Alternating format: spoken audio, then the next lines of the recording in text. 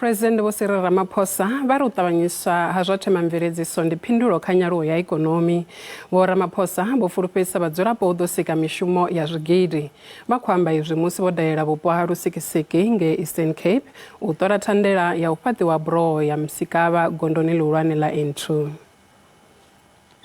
This project is a sign of our government's determination to proceed with our infrastructure build.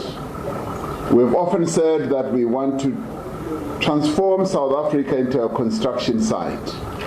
Now, this part of the Eastern Cape, as you can see, is today a construction site.